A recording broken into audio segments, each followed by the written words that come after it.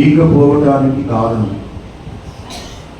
రాహేలుకి దేవుడు గర్భాన్ని ఇవ్వకపోవటానికి కొన్ని కారణాలు ఉన్నాయి కదా, కొన్ని కారణాలు ఉన్నాయి. ఎందుకంటే వివాహమైనటువంటి అనున్న దాంపత్య జీవితాన్ని కొనసాగిస్తున్నటువంటి మరి కొంతమందికి వివాహమైనటువంటి సంవత్సరానికి 2 సంవత్సరాలకే దేవుడు వారిని దర్శించి గర్భాన్ని ఇస్తూ ఉంటే, కొంతమందికి వివాహమైన తర్వాత 1, 2, 3, 4, 5, 6 ఇలా చెప్పుకుంటూ 10, 15 సంవత్సరాల దాకా కూడా 20 సంవత్సరాల దాకా కూడా గర్భాన్ని పొందినటువంటి సందర్భాలు, కాల్పు కలిగి ఉండనటువంటి సందర్భాలు. కారణం ఏంటో అంటే, కొంతమందిని దేవుడు ప్రేమిస్తాడు, కొంతమందిని దేవుడు ప్రేమించడా. అంటే కొంతమంది పట్ల దేవుడు తన ప్రేమను వ్యక్తపరుస్తాడు, కొంతమంది పట్ల దేవుడు ప్రేమను వ్యక్తపరచడంటారా? వివాహమైనటువంటి వెంటనే కొంతమందిని దేవుడు దర్శించడం ఏంటి? వివాహమైన తర్వాత ఆలస్యంగా కొంతమందిని దేవుడు దర్శించడం ఏంటి? ఈ విషయాలు ఎప్పుడైనా మనం గ్రహించామా? ఈ విషయాల గురించి మనం ఎప్పుడైనా ఆలోచించామా? ఈ విషయాల గురించి మనం ఎప్పుడైనా ఆలోచిస్తూ వ్యక్తిగతంగా రహస్యంగా గదిలో మనం ఎప్పుడైనా ప్రార్థన చేశామా? ఎందుకంటే బైబిల్లో ఎక్కువ శాతం పరిశుద్ధులు అనబడుతున్నటువంటి వారి భార్యలు గర్భాలు మాత్రమే మూత వేయబడి ఉన్నాయి కదా. పరిశుద్ధులు లేకుంటే ప్రార్థనతో సత్సంబంధాన్ని, వాక్యంతో సత్సంబంధాన్ని కలిగి ఉన్నటువంటి వారిని దేవుడు మరి గర్భాలు మూసినట్లుగా, గర్భఫలాలు వారికి ఇవ్వనట్లుగా బైబిల్లో మనం చూస్తాం. అంటే ప్రార్థనకు వస్తున్నా, ప్రార్థనకు రాకపోయినా గర్భాన్ని ఇచ్చే విషయంలో దేవుడు చాలా పర్ఫెక్ట్గా ఉంటాడు. ఆయన చాలా ఉన్నతమైనటువంటి ఆలోచన ప్రణాళికను ఆయన కలిగి ఉంటాడు. మరి ఈరోజు కొద్ది నిమిషాలు మనం మరలా రాహేలులో ఉన్నటువంటి 4 లక్షణాల గురించి రోజు మనం మాట్లాడుకుందాం. మొదటి కారణం, రాహేలుకు దేవుడు గర్భాన్ని ఈకపోవటానికి గల కారణాలు 4 కారణాలు ఉన్నాయి.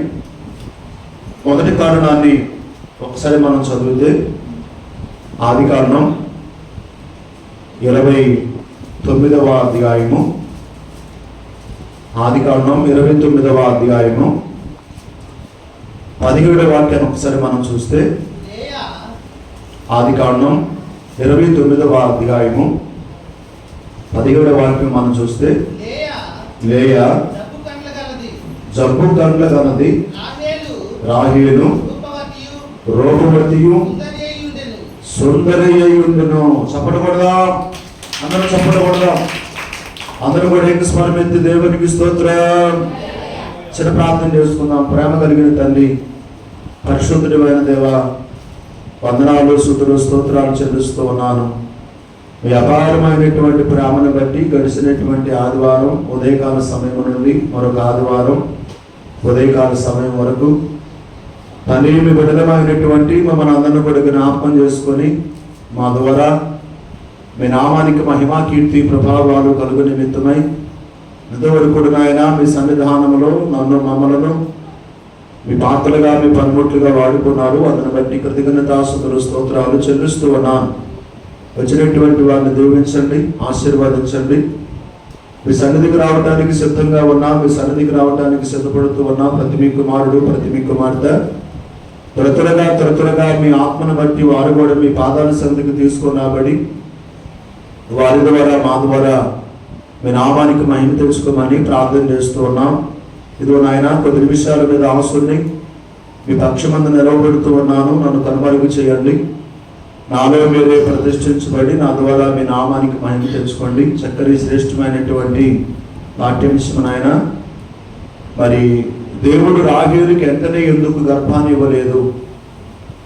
ఆయన 4 కారణాలను బట్టి గర్భము ఆమెకి ఆలస్యమైందని ఆదికాండం 29వ అధ్యాయము 17వ వాక్యములో ఉన్న కొన్ని మాటలు మేము చదువుకున్నాం. చదివినటువంటి మాటలో ఉన్న శ్రేష్టమైనటువంటి, అద్భుతకరమైనటువంటి అక్షర సత్యాలు, అక్షర భావాలు పరిపూర్ణంగా ముందుగా ఈ దినదాసుడికి తెలియచేసి నాతో కూడా వచ్చినటువంటి మీ పిల్లలతో ఆత్మదేవుని సహాయముతో మాట్లాడి మా అందరి ద్వారా మీ నామానికి మహిమ తెచ్చుకోమని యేసుక్రీస్తు వారి పేరిట ప్రార్థించి ఈ మనవలనికి పొంది ఉన్నాము తండ్రి. ఆమేన్. మరొకసారి మార్చుద్దాం, మరొకసారి మార్చుద్దాం, మరొకసారి మార్చుద్దాం, మరొకసారి మార్చుద్దాం. ఆదికాండం 29వ అధ్యాయము 17వ వాక్యాన్ని మరలా మనం చదువుకుంటే, లేయా జబ్బు కండ్ల కలది, రాహేలు రూపవతియు సుందరినై ఈవిడ మంచి అందగెత్త. మొన్న మధ్యన హైదరాబాద్లో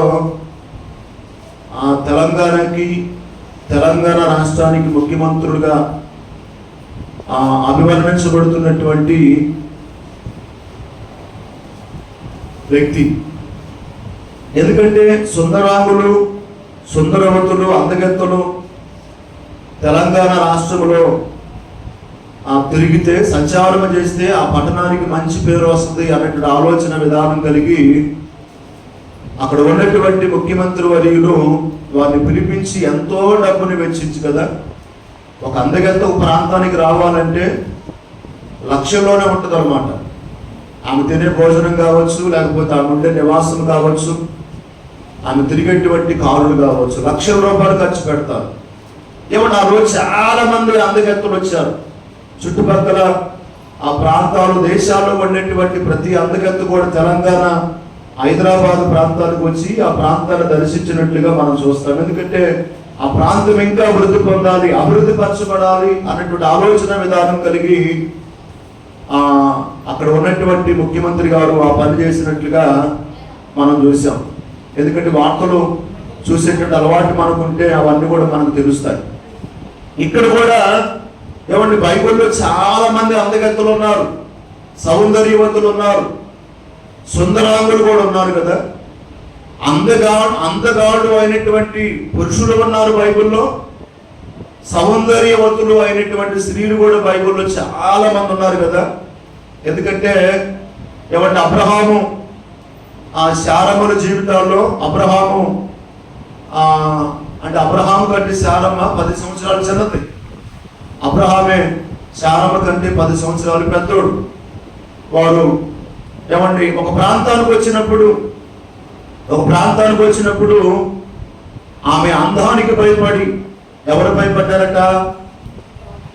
ఆమె అందానికి అబ్రహాము భయపడి ఒక చక్కని సలహా అబ్రహాము శారమ్మకి ఇస్తున్నట్లుగా మనం చూస్తాం. ఒకసారి మనం చూస్తే ఎక్కడది? ఆదికాండం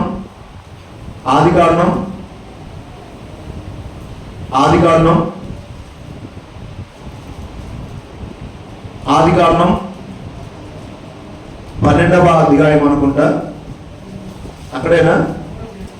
12వ అధ్యాయం 11వ వాక్యం చూస్తే, అతడు ఐగుప్తులో ప్రవేశించుటకు సమీపించినప్పుడు అతడు తన భార్య అయిన సారాతో, ఇదిగో నువ్వు చక్కని దానివని నాకు బాగా తెలుసు, ఐగుప్తీయులు నిన్ను చూసి ఈమె అతని భార్య అని చెప్పి నన్ను చంపి నిన్ను తీసుకొని పోతారేమో. ఏమన్నాడు ఇక్కడ? ఒక నిబంధన అబ్రహాము శారమ్మను చేసుకున్నట్లుగా మనం చూస్తాం. ప్రభువుని ఎరగినటువంటి పట్టణాలకు వెళ్ళినప్పుడు, ప్రభువుని ఎరగినటువంటి ప్రాంతాలకు వారు వెళ్ళినప్పుడు, ఎందుకంటే వారు ప్రభువుని కలిగి ఉన్నారు, ప్రభువుని కలిగి ఉన్నని పట్టణాలు, ప్రభువుని కలిగి ఉన్నని ప్రాంతాలకు వారు వెళ్ళినప్పుడు ఏమంటే ఆ గవని దాటక మునిపే అబ్రహాము శారమ్మలు ఒక వాగ్దానం చేసుకునేవాళ్ళు, ఒక నిబంధన చేసుకునేవాళ్ళు. పొరపాటును కూడా నువ్వు నా భర్త వారు చెప్పొద్దు, నేను కూడా నువ్వు నా ఆయన భార్యనని చెప్పొద్దు, ఏమండి నేను ఆయన భర్తనని కూడా చెప్పను. ఎందుకంటే ఏమంటే అలనాడు ఒక ఆచారం ఉండేది, అందగత్తలు అయినటువంటి ఆ భార్యలు పురుషులుకుంటే ఏం చేస్తారంటే రాజుగారు, అక్కడ రాజుగారు మాట చెల్లుబాటు కాబట్టి, రాజుగారు చెప్పిందే వేదాంతం కాబట్టి ఏమంటే భర్తను చెప్తే భర్తను చెప్పేసి ఆ భార్యను తీసుకుని వెళ్ళి రాజుగారి భార్యగా చేసుకుంటాడు కదా. ఏమంటే కరువు సమీపించినప్పుడు కరువు తాటి నుండి తప్పించుకోవడం నిమిత్తమై మన ప్రాంతానికి వెళ్ళినప్పుడు అబ్రహాము చెబుతున్న మాట, నువ్వు చాలా చక్కరదారుమని నాకు బాగా తెలుసు. అందుకని ఎవరైనా అడిగితే నేను ఎవరంటే ఏం చెప్తావు? మా అన్నయ్య అని చెప్పు. నన్ను అడిగితే మా చెల్లి అని చెప్తా. అప్పుడు అబ్రహాము వయసు ఎంత అంటే 75 సంవత్సరాలు. అప్పుడు శారమ్మకు వయసు ఎంత? అబ్రహాం కంటే శారమ్మ 10 సంవత్సరాలు చిన్నదే. మన అబ్రహాముకి 75 సంవత్సరాలు. దేవుడు అబ్రహాముని పిలిచిన తర్వాత ఏమంటే దేవుడు చెప్పే ప్రాంతానికి అబ్రహాము వెళుతున్నటువంటి సమయంలో అబ్రహాము వయసు 75 సంవత్సరాలు అయితే శారమ్మ వయసు 65 సంవత్సరాలు. 65 సంవత్సరాల వయసులో ఉన్నటువంటి శారమ్మ ఎలా ఉందట? ఏమంటే చక్కగా ఉందట. అంటే 60 సంవత్సరాలు అంటే ఏమంటే కొద్దిగా అంటే యవన స్థితిలో ఉన్నప్పుడు పై శరమం వేరు, వృద్ధాప్యానికి వచ్చిన తర్వాత పైన శరీరం ఎలాగుంటుందట? ముడతలు పడి ఉంటుంది, ఎముకలకి అతుక్కొని పోతుంది అనమాట.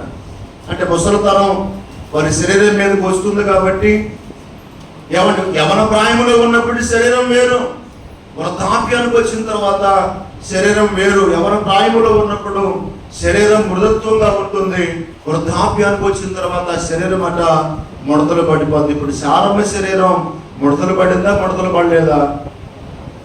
చాలా మంది ఇక్కడ ఉన్నారు కదా, 65 సంవత్సరాలు అంటే ఎవరి వయసు అనుకోవాలి? మనం ఇక్కడ ఉన్నటువంటి వారిని ఎవరి వయసు ఉంటుందమ్మా?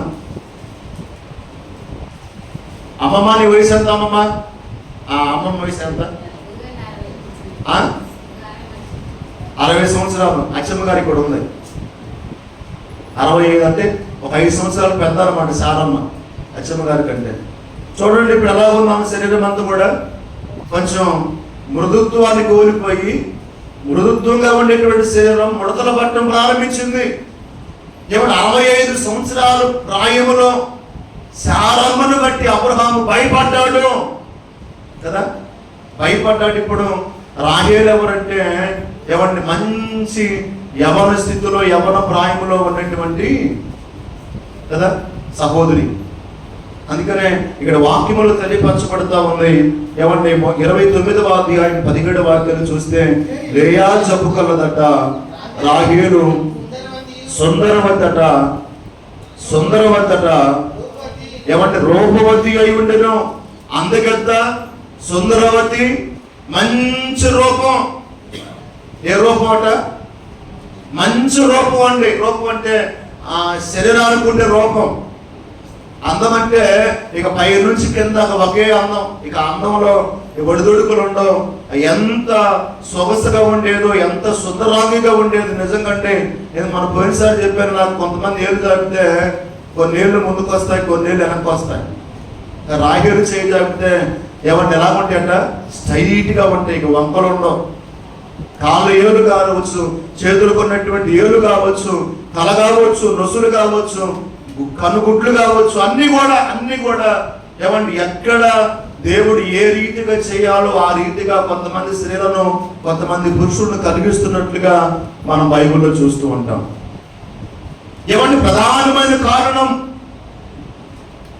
ఏమండి రాహేలుకి గర్భం ఆలస్యం కావటానికి గల కారణం, సంతానము ఆలస్యం కావడానికి గల కారణం, సంతానాభివృద్ధి ఆమె నుండి ఎవరు రావకపోవటానికి గల కారణం 4 కారణాలు ఉన్నాయి. ప్రధానమైన కారణం ఏంటంటే అందము, సౌందర్యము, మంచి సొగసైంది అన్నమాట కదా. నిజంగా ఎవరికైనా అందం ఉంటే లెక్క చేస్తారా? కొంతమంది నలుపులో మంచి అందగాళ్ళు ఉంటారు, అందగత్తలు ఉంటారు కదా. కొంతమంది కదా ఎరుపులో అందగత్తలు ఉంటారు, అందగాళ్ళు కూడా ఉంటారు. అవునా కదా? నిజంగా కొంతమంది ఏమైనా అందాన్ని ప్రేమించేటువంటి స్థితిలోకి వెళ్ళిపోతారు. కొంతమంది అందాన్ని పొగుడుతూ ఉంటే అన్ని మర్చిపోతారు కదా, అన్ని మర్చిపోతారు. అలాగని ఇక్కడ శారమ్మకి అబ్రహాము చెప్పిన మాట మర్చిపోయిన తర్వాత రాజుగారు ఏమంటే భటుడు ఒకడు వచ్చి ఆమెను పొగడగానే ఏం చేసిందట? రాజుగారి దగ్గరికి పోయిందట. ఆమెను పొగిడారట వచ్చి. ఆ మాట ఒకసారి చూడండి, 12వ అధ్యాయము 12వ అధ్యాయం ఇక్కడ అబ్రహాము చెప్పిన మాట మర్చిపోయిందట. ఎందుకంటే వాడు పొగుడుతూ ఉన్నప్పుడు అబ్రహాము గుర్తుకు రాలా, అబ్రహాము చెప్పిన మాటలు కూడా గుర్తుకు రాలా. 13వ వాక్యం చూస్తే, నీ వలన నాకు మేలు కలుగునట్లు నిన్ను బట్టి నేను బ్రతుకున్నట్లును నువ్వు నా సహోదరు అని దయచేసి చెప్పమనెను.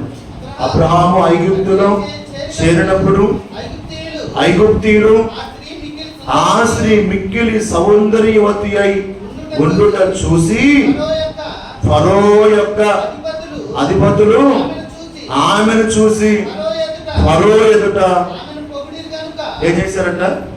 ఆమెను పొగిడారట.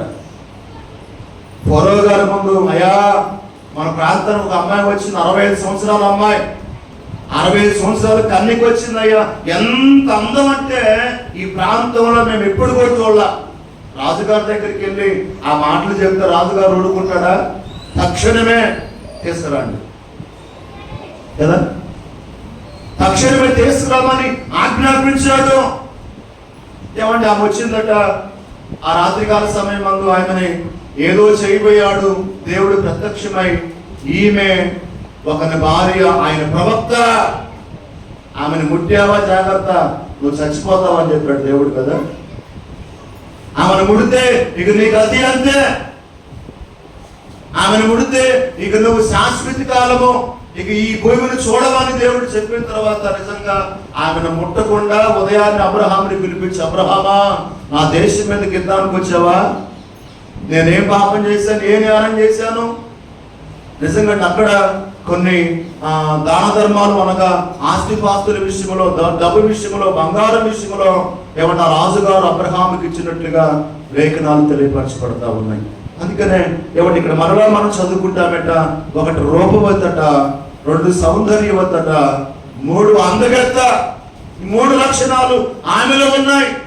కొంచెం ముందుకు వెళితే సామెతల గ్రంథం 31వ అధ్యాయము, సామెతల గ్రంథం 31వ అధ్యాయం 30వ వాక్యం కూడా చూస్తే, అందము మోసకరము, సౌందర్యము వ్యర్థము. బైబిల్ ఏం చెప్తా ఉంది? అందం అంట, అందం మోసకరం. ఎవరిని మోసం చేస్తుందట చెప్పాలి. అందం ఎవరైతే కలిగి ఉన్నారో వారికి వారే మోసపరచబడతారు. సౌందర్యం ఎవరికి ఉందో వారికి వారే మోసపరచబడతారు. అందుకనే లేఖనాలు తెలియపరచబడతా ఉన్నాయి. అయ్యండి, అందం మోసకరం, సౌందర్యం వ్యర్థం కదా. అందం మోసం చేసింది, సౌందర్యం వ్యర్థం. దీనికి మించింది ఒకటి ఉంది. అందానికి మించింది, సౌందర్యానికి మించింది, సొగసుకు మించింది ఒకటి ఉంది. కానీ ఆమెలో ఆ ఒకటి లేదు. ఒకటి ఉందంటారా? ఆ ఒకటి ఆమెలో ఉంటే ఏమంటే దేవుడు కొంతకాలం ఆమెని మర్చిపోయేవాడు కాదు, కొంతకాలం ఆమె గర్భాన్ని మూసివేసేవాడు కాదు. కానీ ఎందుకంటే ఆమె ప్రభువుని జ్ఞాపకం చేసుకోవటం మానేసిందట, ప్రార్థన చేసుకోవటం మానేసిందట, దేవుడితో మాట్లాడటం మానేసిందట, దేవుని సన్నిధిలో ప్రభువుని ఆరాధించడం మానేసిందట.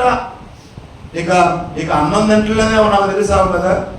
కొంతమంది అందాలనే పూజిస్తారు, సౌందర్యాన్ని పాలన చేస్తారు. ఇక అంత అందం అంటే ఆకలి అయితే తొగిడేవారు ఉంటే చాలండి, ఆకలి మర్చిపోతారు. తప్పికి కూడా మర్చిపోతారా? మర్చిపోతారు. ఇంకొంచెం మనం ముందుకెళితే యెహెజ్కేలు గ్రంథం ఏమండి ఈ అందము ఏం చేసింది ఆమెను, ఈ సౌందర్యం ఆమెను ఏం చేసిందంటే యెహెజ్కేలు గ్రంథం 16వ అధ్యాయము 15వ వాక్యం కూడా మనం చూద్దాం. యెహెజ్కేలు గ్రంథం 16వ అధ్యాయము 15వ వాక్యం మనం చూస్తే, అయితే నీవు నీ సౌందర్యమును ఆధారము చేసుకొని నీకు కీర్తి వచ్చినందున ఏమన్నా అందం మర్చిపోయాం కదా. అందగత్తలు కీర్తి ప్రఖ్యాతులు ఉంటాయి. అందగత్తలు ఏమంటే ఫ్లైట్లలో ప్రయాణం చేస్తారు, ఒక టికెటే ఉండదు వారికి. ఇక నువ్వే ఫ్లైట్ అని ఎక్కువ ఫ్రీ సర్వీస్. ఎందుకంటే దేశానికి అందగత్తలు కాబట్టి, రాష్ట్రానికి కాదండి, దేశానికే అందగత్తలు వాళ్ళు. దేశ విదేశాల నుండి మన హైదరాబాద్ వచ్చారు, వాళ్ళకి ఫ్రీ, అన్ని సర్వీసులు ఫ్రీ వాళ్ళకి. అందుకని ఇక్కడ హెజ్కేలు ప్రవక్త ద్వారా పరలోకపు తండ్రి మాట్లాడుతున్న మాట, నీ అందమును నువ్వు ఆధారము చేసుకొని నన్ను మర్చిపోయావు కదా, నన్ను మర్చిపోయి ఇష్టానుసారమైన జీవితాన్ని జీవిస్తున్నావు, ఇష్టానుసారమైన జీవితాన్ని జీవిస్తున్నాం అన్నాడు దేవుడు. దేవుడు అందాన్ని ఆధారం చేసుకుందామే, అందాన్ని ఇచ్చినటువంటి తల్లిని మర్చిపోయింది, తండ్రిని మర్చిపోయింది, ఆ తండ్రిని కలిగించిన పరలోకపు తండ్రిని మర్చిపోయింది. ఏమంటే దావీదు ఒక మాట అంటాడు, అందాన్ని బట్టి దావీదు ఒక మాట అంటాడు. ఒకసారి మనం దావీదు రాసిన కీర్తనలో, ఎందుకంటే దావీదు చాలా అందగాడు, ఆయన కూడా సుందరాంగుడు అట. ఆయన అందగాడు, సుందరాంగుడు, చక్కని నేత్రములు కలిగినటువంటి వాడు దావీదు. అలాంటి దావీదు ఏం చేశాడు అన్నటువంటి విషయాన్ని ఒకసారి మనం చూస్తే ఎంత ఆశ్చర్యాన్ని కలిగి 139వ అధ్యాయము 14 నుండి మనం చూస్తే, నీవు నన్ను కలుగు చేసిన విధమును చూడగా భయమును ఆశ్చర్యమును నాకు పుట్టుచున్నవి. ఏమంటే అందును బట్టి నేను నీకు కృతజ్ఞతాస్తుతులు స్తోత్రాలు చెల్లించుచున్నాను. చప్పటి బట్టి దేవునికి స్తోత్రం. ఎంత మంచి అందాన్ని ఇచ్చావయ్యా కదా. కొంతమంది అద్దాల దగ్గరికి వెళ్తే అద్దాలు కూడా పగిలిపోతాయి కదా. ఇక అదే పనికి అద్దాలు వదిలిపెట్టరు. జేబులోకి అద్దం ఉంటుంది, పర్సులోకి అద్దం ఉంటుంది, ఇంట్లోకి అద్దం ఉంటుంది కదా. ఎవరు కొంతమంది వారి అందం చేత అద్దాలను పగలగొట్టే వారు చాలా మంది ఉన్నారు. కానీ దావీదు గారికి నిజంగా అద్దం ముందుకు వెళ్ళాడు. అద్దం ముందుకు వెళ్ళగానే ఎవరు గుర్తుకొచ్చారంటే దావీదును నిర్మించినటువంటి దేవుడు గుర్తుకొచ్చాడు. అప్పుడు అంటున్నాడు, అయ్యా నన్ను కలుగు చేసిన విధమును చూడగా నాకు భయమును ఆశ్చర్యమును పుట్టుచున్నవి. అందుకే నేను నీకు కృతజ్ఞతాస్తుతులు స్తోత్రాలు చెల్లిస్తూ ఉన్నాను. చప్పటి కొట్టి దేవుని స్తోత్రం. ఎందుకు దావీదు ఆ మాట మాట్లాడాడు? మొదటి సమూయేలు గ్రంథం, దావీదు గారు వడి వంకలు ఉన్నటువంటి వాడా, లేకపోతే అందగాడు కాదా, అది కూడా మీకు తెలియాలి. దావీదు రాసిన సమూయేలు మొదటి గ్రంథం 16వ అధ్యాయము, సమూయేలు మొదటి గ్రంథం 16వ అధ్యాయము 12వ వాక్యం చూద్దాం. అతడు వాని పిలవనంపించి లోపలికి తోడుకొని వచ్చును. అతని ఎర్రని వాడును, చక్కని నేత్రములు గలవాడును, చూచుటకు సుందరాంగుడై ఉండెను. చప్పటి కొట్టి దేవునికి స్తోత్రం.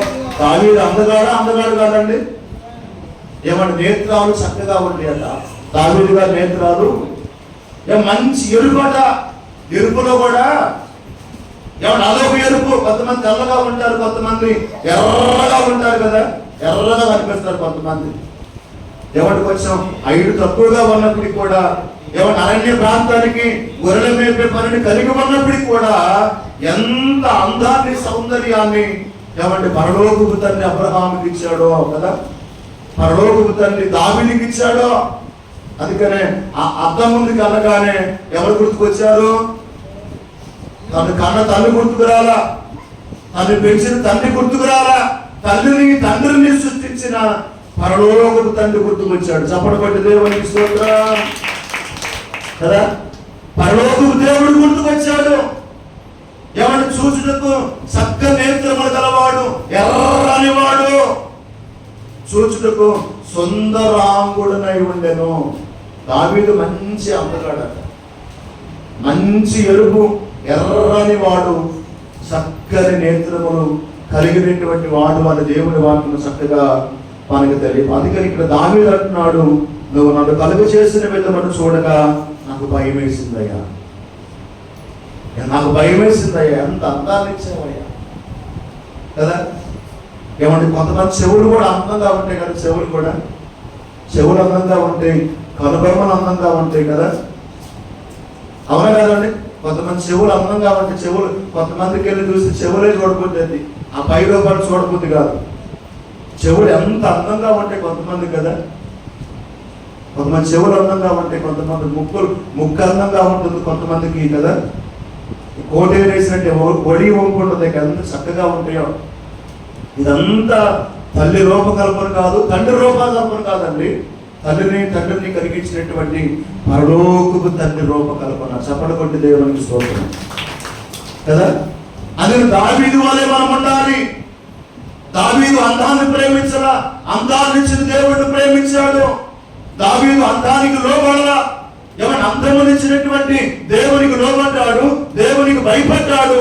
యథార్థమైన జీవితాన్ని దావీదు కొనసాగించినట్లుగా, కలిగి ఉన్నట్లుగా లేఖనాలు తెలియపరచబడతా ఉన్నాయి కదా. అందుకనే ఇక్కడ వాక్యము తెలియపరచబడతా ఉంది. యెహెజ్కేలు గ్రంథం 16వ అధ్యాయం 15వ వాక్యములో, నీవు నీ అందాన్ని ఆధారం చేసుకొని నన్ను మర్చిపోయా. అందుకని దేవుడు ఆయన మర్చిపోయాడు.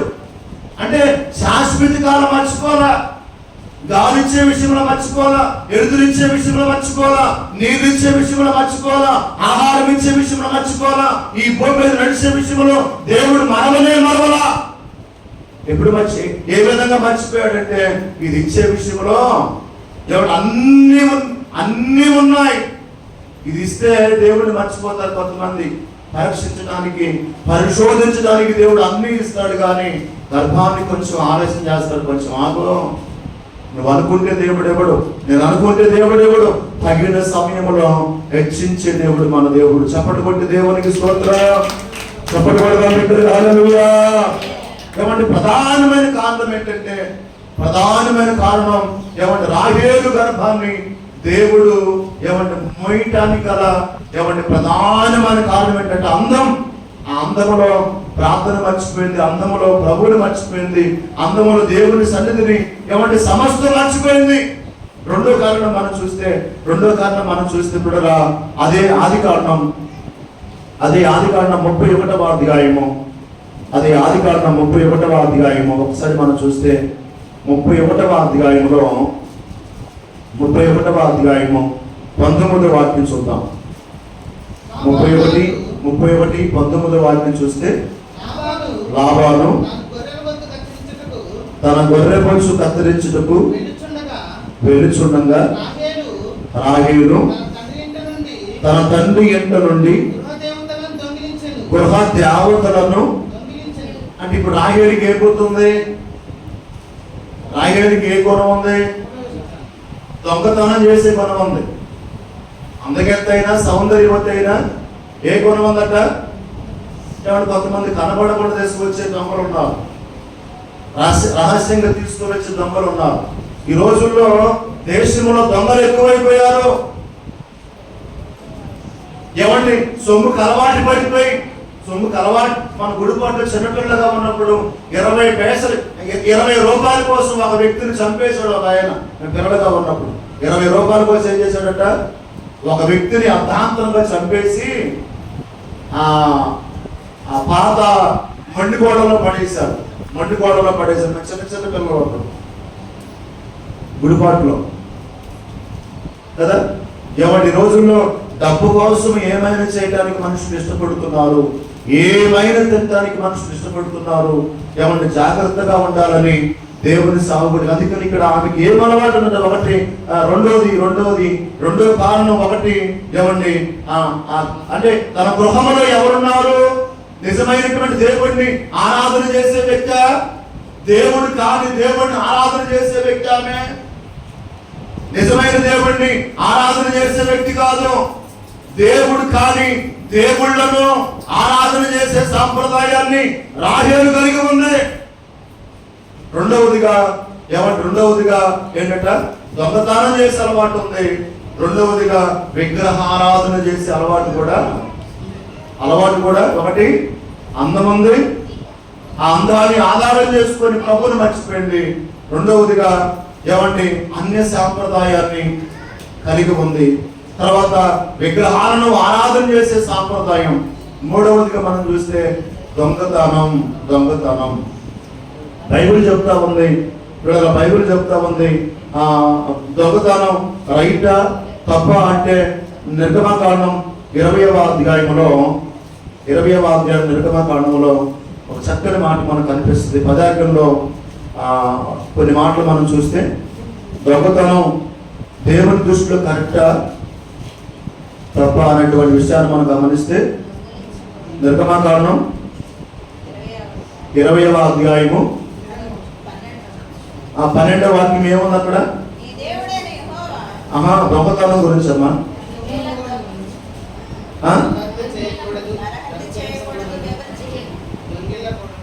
ఏమంటే దొంగతనం చేయకూడదు కదా, దొంగతనం చేయకూడదు.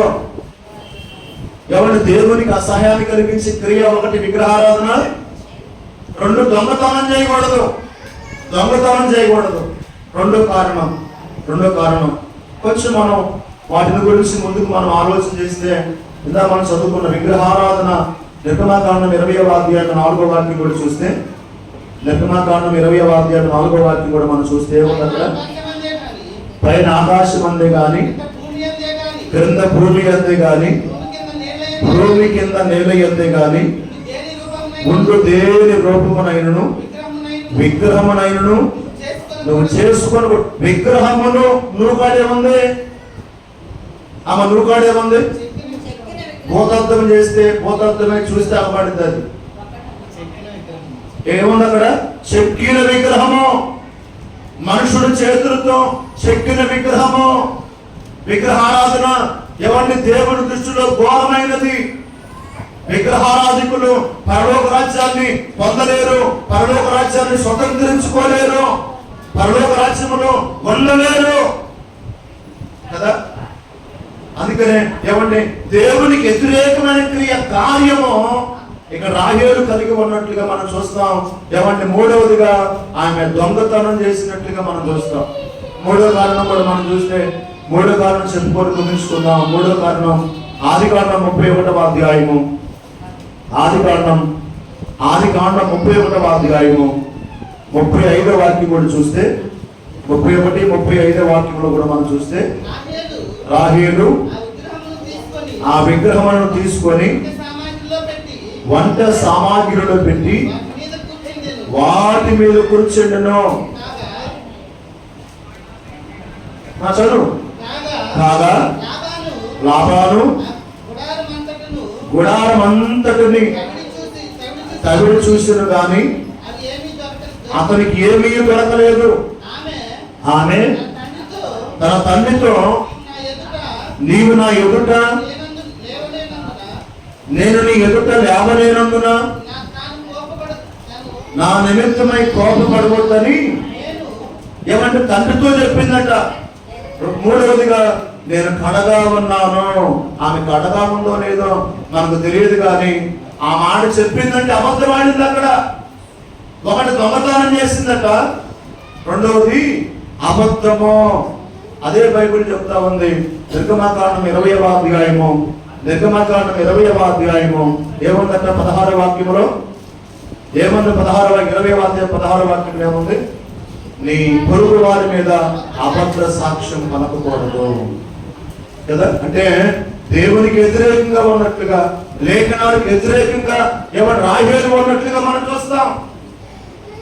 చూస్తున్నాం. ఎందుకు రాహేలుకి ఎవరు దేవుడు గర్భాన్నిచ్చే విషయంలో ఆలస్యం చేశాడంటే, ప్రప్రదంగా 4 కారణాలను బట్టి ఆమె గర్భాన్ని మూసినట్లుగా, గర్భాన్ని దేవుడు ఈనట్లుగా లేఖనాలు మనం చూస్తూ వచ్చాం. దేవుని చిత్తమైతే 4వ కారణాన్ని వచ్చే వారం చెప్పుకుందాం. 4 కారణాలు చెప్పుకొని కొన్ని విషయాలు ఆమె ఎలా మార్చబడింది, ఎవరి ద్వారా మార్చబడింది, మారిన తర్వాత ఏమంటే ప్రభువుని సంతోషపరిచిందా లేదా ప్రభువుని